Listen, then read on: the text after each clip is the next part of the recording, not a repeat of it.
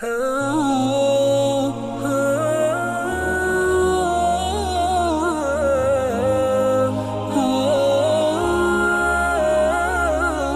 للہ رب العالمین والعاقبۃ للمتقین والصلاة والسلام علی اشرف الانبیاء والمرسلین ومن تبعہم بإحسان و ایمان الی یوم الدین وبعد۔ دعا عبادت ہے، جیسے کہ ہم نے پڑھ لیا۔ اب عبادت کے کچھ آداب ہوتے ہیں۔ ایک تو عبادت کا طریقہ ہے، اور طریقہ تو ہم وہ اپنائیں گے جو اللہ کے رسول صلی اللہ علیہ وسلم نے ہمیں بتایا۔ اس لیے کس موقع پر کیا دعا کرنی ہے، ہم اس کے لیے جو تعلیمات فالو کریں گے، جو ٹیچنگز ہمارے سامنے رہنی چاہیے، وہ اللہ کے رسول صلی اللہ علیہ وسلم کی ہونی چاہیے۔ ہوتا یہ کہ جب ہم اللہ کے رسول صلی اللہ علیہ وسلم کی تعلیمات کو فالو نہیں کرتے، اور ان کو فالو نہ کرنے کا سبب یہ ہوتا ہے کہ ہمیں پتہ ہی نہیں ہوتا کہ اللہ کے رسول صلی اللہ علیہ وسلم نے اس مسئلے میں بھی کچھ بیان کیا ہے۔ تو پھر کیا ہوتا ہے، پھر یہ ہو رہا ہوتا ہے کہ فلاں شیخ نے یہ میسیج بھیجا ہے، اس میں شیخ احمد نے کہا تھا کہ یہ ذکر اتنی مرتبہ کرو اور اس کو آگے 20 لوگوں کو بھیجو تو آپ کو خوشخبری مل جائے گی۔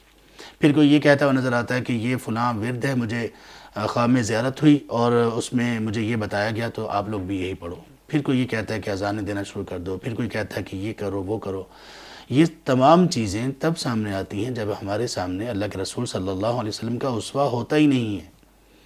اب یہ تمام چیزیں ایک طرف جتنی میں نے بتائی ہیں، اور کچھ لوگوں نے تعویذ نکالے، کچھ لوگوں نے کیا کیا دعائیں اور کیا کیا وظیفے نکالے، کچھ لوگوں نے قرآن کریم کی کچھ آیات کا بتایا کہ یہ پڑھو اور کنفرم یہ کرونا وائرس فنش اور ختم۔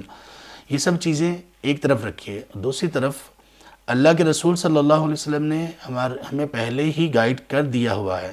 آپ صلی اللہ علیہ وسلم نے ہمیں پہلے ہی بتا دیا ہوا ہے کہ کس موقع پر آپ کو کیا کرنا چاہیے، اور آپ کا اللہ سے ریلیشن کس طرح سے ڈیویلپ ہوگا، اللہ سے تعلق آپ کا کیسے بنے گا۔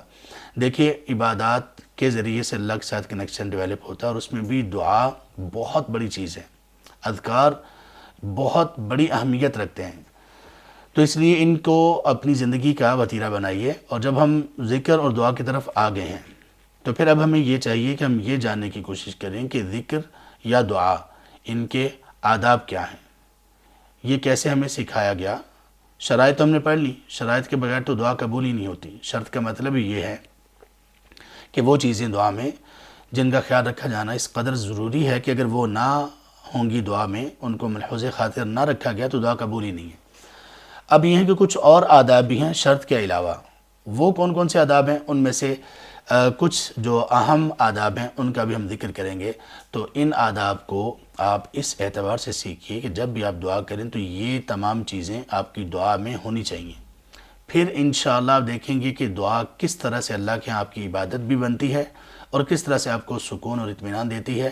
اور میں آپ سے یہ کہتا ہوں، اور اس پر میں قسم بھی اٹھا سکتا ہوں کیونکہ اس کے بارے میں احادیث اور قرآن کریم کی آیات میں اللہ تبارک و تعالیٰ کا قول، وعدہ، اور آپ صلی اللہ علیہ وسلم کی بے شمار پیشین گوئیاں اور بے شمار خوشخبریاں ہیں کہ آپ جب ان آداب کو ملحوظ خاطر رکھتے ہوئے اور ان شرائط کو جو ہم پڑھ چکے ان کے مطابق اگر آپ دعا کریں گے تو فوراً آپ کے بہت سارے مسائل خود بخود حل ہو جائیں گے۔